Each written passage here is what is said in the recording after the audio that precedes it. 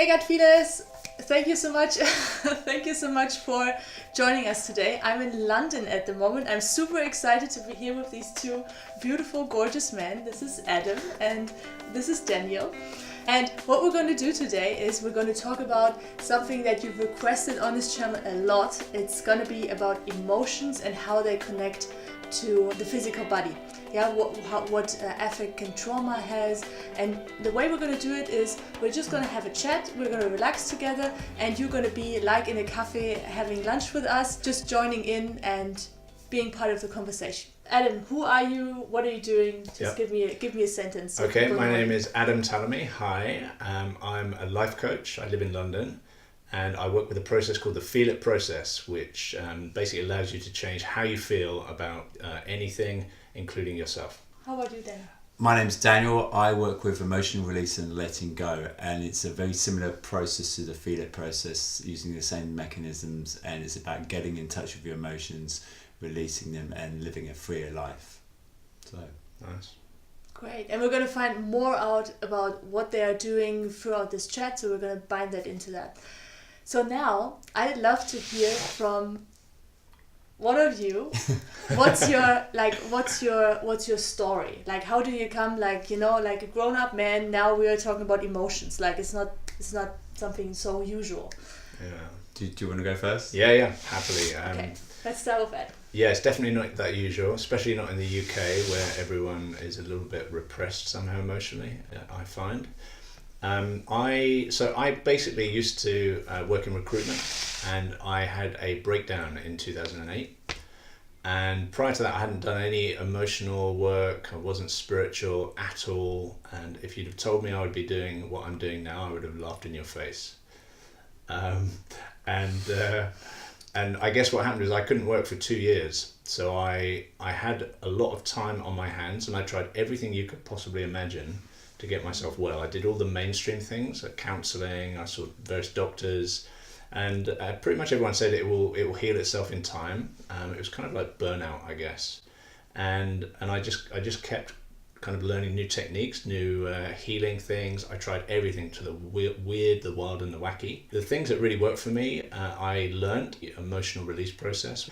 And the thing I love about that sort of work is that you can do it yourself. Every time an emotion comes up, a negative emotion, you can feel it, and it literally is that simple. You feel your emotions, allow them to come up, and that will change them, and eventually they will disappear and dissipate. You have an example for where you felt like, what was like your key emotion that you transformed through that process? Yeah, that's a good question. So it works on different levels. Let's say you're feeling a little bit tense, you're waiting for a bus, the bus is late, you're feeling a bit stressed because you're running late.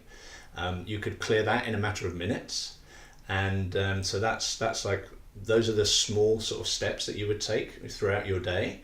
But you can also work on deeper patterns. So my deepest pattern was actually fear of being seen. And to get to this point where I could allow myself to actually be seen has taken literally years. But each time the fear has come up, I've pushed myself through it, and I've gone to various courses like Toastmasters, where you learn how to do public speaking, which I know both of you guys have done. And at those workshops, I would sit and feel all of my fear as much as possible, and you have to connect into the body to see where you feel it in the body, and that takes you out of the head. So even with the deeper patterns, you can clear it at the time, but then it will come back the next time, and gradually over the time, it's kind of got easier and easier and easier until now I feel a lot more comfortable, just talking, being seen, than I ever did before. Hey, thank you so much. Now Pleasure. let's hear about Daniel. How did you come to work with emotions? So my journey started probably about 11 years ago now, when I was, my father died, and then 3 months after he died, I decided to do a Vipassana retreat. It was my third retreat, and I thought my third retreat, I'd been meditating by that point for about 6 years, and I thought my third Vipassana retreat, I'd be really good at meditation. That was my whole thing. Yeah, I've done it. But what happened instead was I found myself, I couldn't meditate. Instead, what I was doing was my mind was going everywhere, and I couldn't concentrate. I had back pain, I had shoulder pain, and there was a lot of thoughts that I just couldn't quiet. I couldn't quiet my mind. I didn't understand why. And after about 7 days, I basically broke down. I had all these thoughts about my father, and I started crying, and I cried and I cried and I cried, and I couldn't stop crying.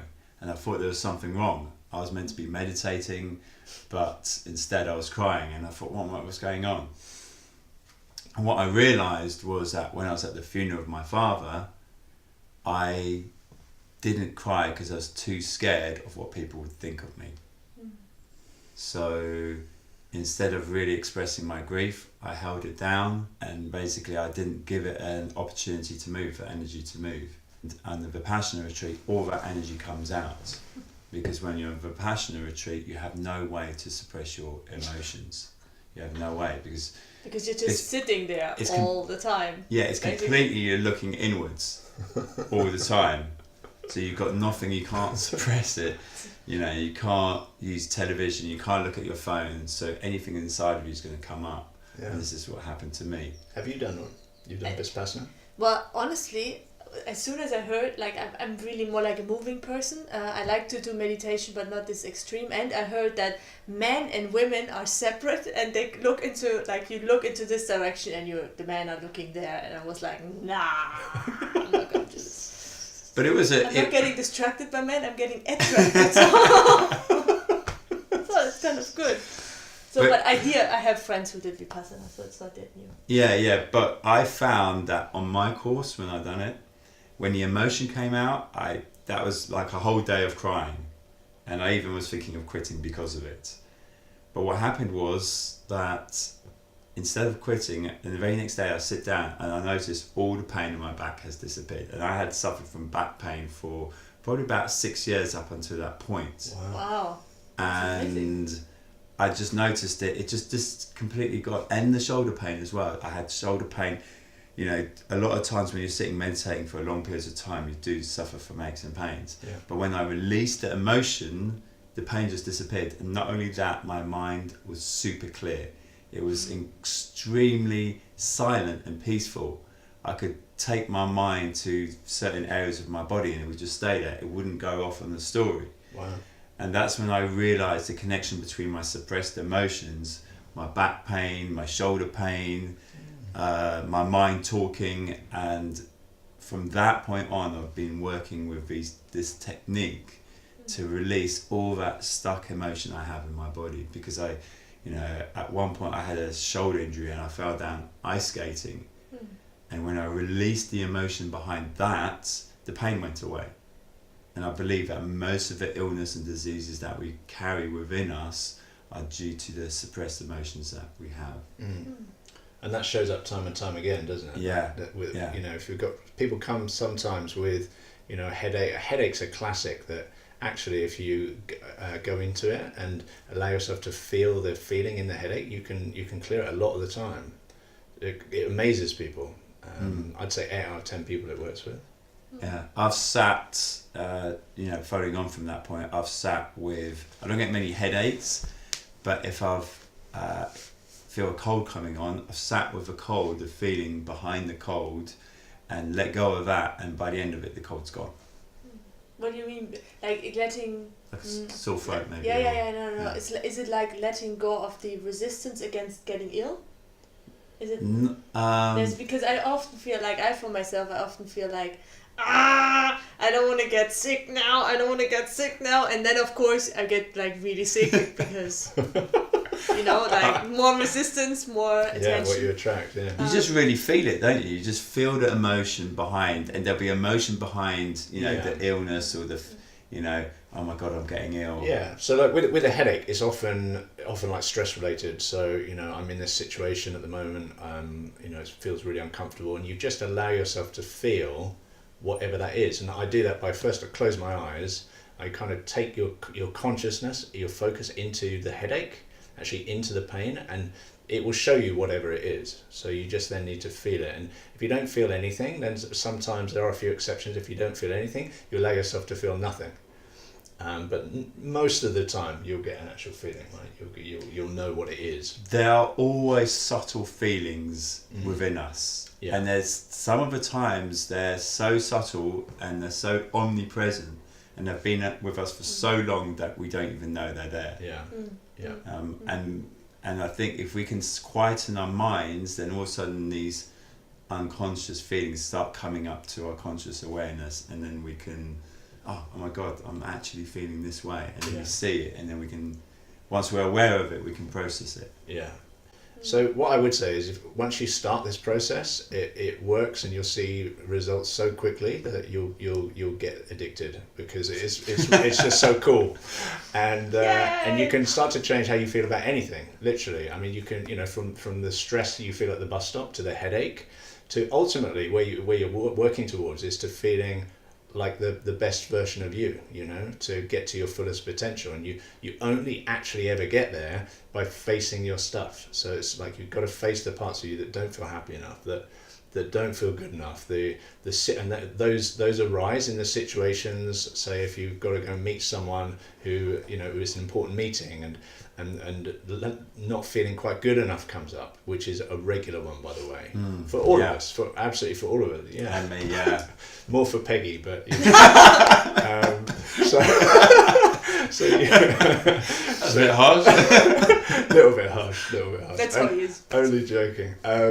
Honesty wins. We've all got it, we've all got this stuff, and actually the more of this work you do, the more you with other people, the more you realise everyone's got the same stuff, and the more you uncover within yourself. So the deeper you go within yourself, and you start uncovering the layers, and then all of a sudden you see this huge iceberg, or like just below the iceberg is that reservoir of suppressed emotions, and then like I gotta face that at some point. Yeah, and by the way, we've been doing this for years, and we still run away from those emotions sometimes. What was the last emotion you ran away from? This morning. Yeah, I was going to say, you had one this morning, didn't you? Yeah, rejection. Yeah, mine was rejection. I was like, oh, I don't want to feel that at the moment. I'm not ready for that. So I did try and feel it on the way here, actually. That was a good thing. So whilst I was driving in my car, I was breathing into that feeling and just allowing it to percolate within me. Yeah. One of the most amazing things I find about this process is that there's so many opportunities to work on your feelings. There's literally, we are triggered constantly by our family, by our friends, by our work colleagues, all the time. And in a way, it's absolutely amazing, because when you do this process, and I think you've discovered this as well, is that every time we get triggered, excellent, it's an opportunity for self-growth. Yes, that's it. And I wouldn't say when you go looking trigger me, go on, to get triggered. Gotta find something. But when it happens and then you become conscious of it, it's great. It's an opportunity to let go. And I know that sounds like sort of sadomasochism, but it is really true, because it's coming up anyway. So and it's in you anyway. And even if you haven't been conscious of it before, it's 100% going to be playing out in your life and affecting what you do or don't do. So it's often the hidden things we don't do that are dictated by what's in the subconscious mind. So when those negative feelings come up, that's what allows you, that's what is the gift that shows you they're there. Then you just feel them, and then you change. It's awesome. You start to see these opportunities, these uncomfortable situations, or these difficult people as gifts, because they are coming into your... Sometimes it's not what you don't always see it. But when they come into your experience, then all of a sudden they trigger in you, let's say maybe irritation. And that irritation, which was previously unconscious, is now conscious, and now you have an opportunity to let go of this irritation. So when you let go of it, you're going to be less irritated about things in the future. The best sort of things that can come up are the ones where you get the most angry or the most upset. Because they may take a little bit longer to work through, but you will feel so great afterwards. And you would have cleared so much just in one go. So, but it's also the hardest time where you have to maintain present moment sort of awareness when you're faced with these big emotions. Because as soon as you're faced with those big emotions, your mind goes into overdrive, and that's the mind's way of sort of projecting the cause of how you feel to something outside of you. And when that happens, you cannot really release the emotion, because you have to be in the present moment to release it. So as you... Like for me this is like I worked a lot with Abraham Hicks. I don't know if you know Abraham Hicks. Yeah. So there he's he whatever is also saying, and that really works for me. Like if I'm really really into it, and if I'm soaked up by it, the best thing to do is take a nap, take a bath, do something like not just focus like more on the trouble. And that's also something might be interesting to discuss. So for me, my way is to where focus goes, energy flows. So wherever I move to, it gets bigger. Yeah, whatever I focus on gets bigger. So if I focus now on something that is really upsetting me, then this might get bigger. I think that for me there is a difference between knowing my North Star and like walking in that direction, and then at the same time, while I'm on my journey, there came up these things. You know, like if I'm on my journey to speaking in front of people, a lot of people, hopefully, then things like that will come up. You know, things like I'm not seen, or I'm not good enough, I need to be better, and they will come up, and I process them through the path. But if I just focus on, let's find something, I'm not good enough, I'm not good enough, I'm not good enough. That focus is usually based in the mind. Once you become aware of the feeling, then you're dealing with the energy underneath that I'm not good enough. Once you deal with that, then the feeling of I'm not, or the thought and the feeling of I'm not good enough start to dissolve. Then you don't feel that way, and you don't have those thinking patterns in your mind. So there's a big misunderstanding about the law of attraction, and one of the key things is they say, or not everyone, but most of the teachers seem to say, just focus on what you want and keep yourself positive and happy, and that will guide you towards what you want. As long as you're happy, you're on track. My experience is it's completely the opposite. So, you know, your focus is both in your mind and in your subconscious mind, and the two have to come into alignment. And unless you've cleared your deeper feelings that are hidden in the subconscious, you're never going to be in alignment. You know, you can avoid it, and you can, and sometimes you can go to sleep and it will clear it, absolutely. But my suggestion is face it and deal with it, because actually just to focus on it for a short period of time will actually clear it throughout your whole system, both subconscious and conscious, and that will allow you to come into full vibrational sort of alignment with what you want.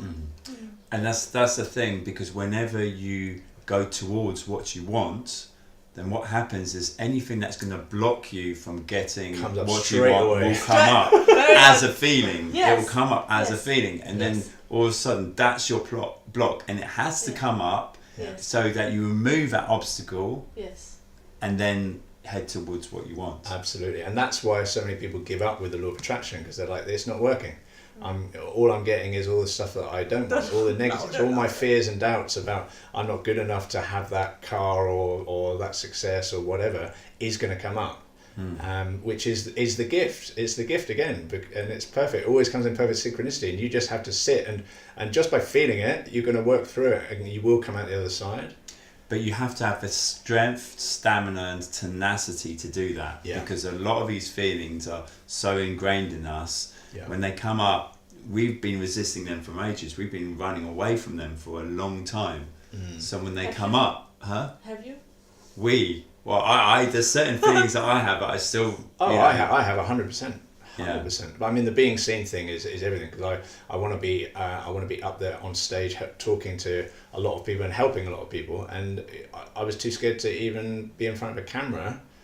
We've just done this workshop this weekend, right? Yeah. That for me we did a lot of on stage work, and that's what helped me kind of clear. I feel like something has shifted now, so I can allow myself to be filmed. And what does the universe do? As soon as you clear it, the universe brings Peggy around with a camera. Growing opportunity. Daniel's come around with a load of camera equipment as well. We're going to do some other videos after. And prior to that, I've been too scared to do any. So it's like, it is incredible how it works. And look, that will then bring up the next set of fears and doubts. The next layers. And it's an ongoing journey. And, you know, as you then get up in front of, 100 people or 1,000 people or whatever, that would bring up the next set as well. But you know, you just have to keep going, and the great thing is once you've done it for a little while, you see that it works. And it's about building that muscle and that trust that you can absolutely get there. Yeah, and the way I view it is like getting one of those boxes of Kleenex tissues. So you have some tissues and you take out one tissue and there's another one there. Then you take out that one, there's another one there, and you keep going. But as you keep going, the box gets lighter and lighter. You become happier, you become more unlimited, you believe more in yourself. You stop, you face those feelings completely, and you just become healthier as well. Yeah, and at some point you're just there with the Kleenex, like cha cha cha cha. We all know that at some point there's layers coming up all the time, especially when you go deeper into the process, and especially when you do it day in, day out. Yeah. You do it as 24 hours a day. When you wake up, you're doing it. When you're walking, when you're going through your day, you're doing it. Yeah. Once you get more used to it, you'll want to do that. But initially, it's fine. You just do it. You just practice with small emotions, small things, and do it once, and then do it once the next day, and gradually you'll see how great it is. You'll just want to keep doing it. See that I can tell you a story about when I had a nightmare.